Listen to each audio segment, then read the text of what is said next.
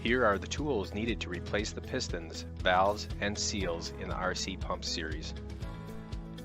Here are the kits and their included parts.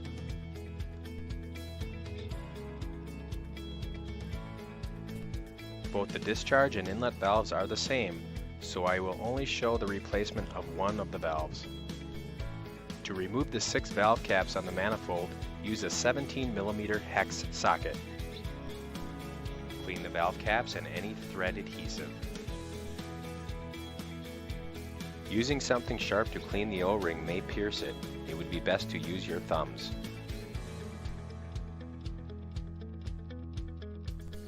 Next, using a pair of reverse pliers, remove the valves by grasping the plastic valve cage and pull straight out. Clean the threads of any debris. Before you put in the new valves, take a small tool and test if the poppet is working properly. Make sure the valve is square in the port. A 3/8 inch socket extension can be used to seat them. To put the valve cap securely back on, you will need a drop of thread adhesive on each cap. Make sure the adhesive is medium strength. Torque valve caps each to 217 inch-pounds.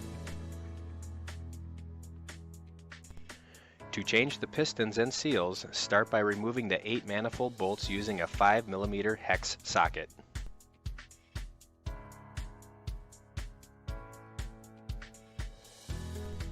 Hammer the head evenly so that you can fit 2 screwdrivers on opposite sides.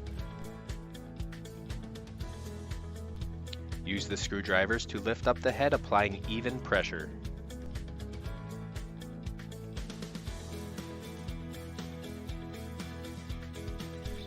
Replacing the pistons requires the piston nuts to be taken off with a 13mm hex socket.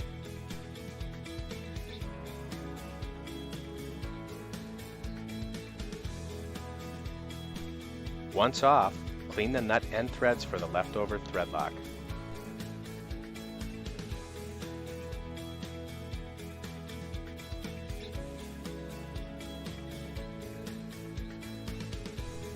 Removing the copper washers requires the use of a razor blade.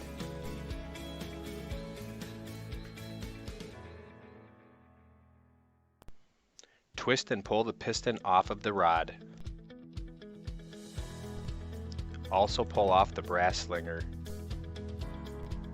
Clean the threads and pull off the small O-ring with a mechanic's pick.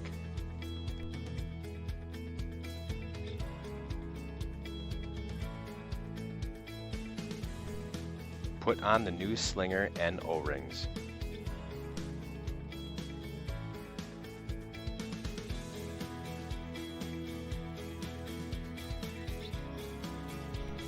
Clean the piston, then twist and push it back on.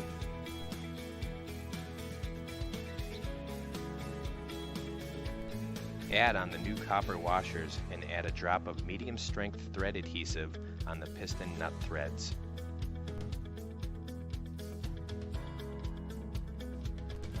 You will need to torque them to 106 inch-pounds.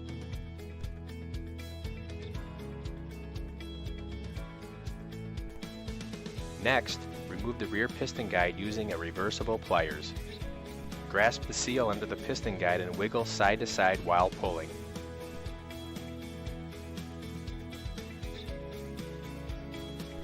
Here's another type of reversible pliers.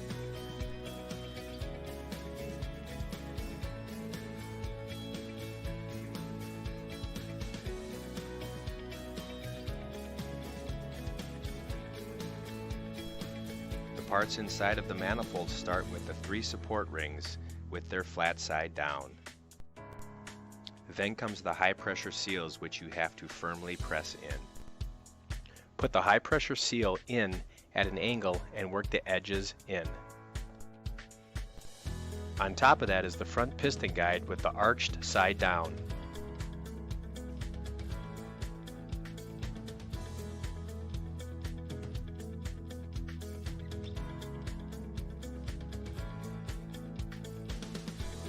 Put the O-ring on the rear piston guides. Next, take the low pressure seal and fit the PTFE scraper into the top. Set the low pressure seal on a flat surface with the scraper facing up so it doesn't fall out.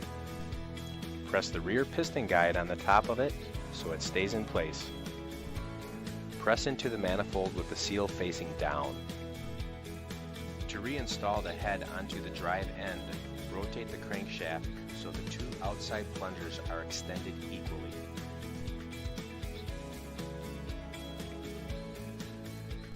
Install the head bolts and torque to 225 inch-pounds using an alternating pattern to evenly distribute pressure.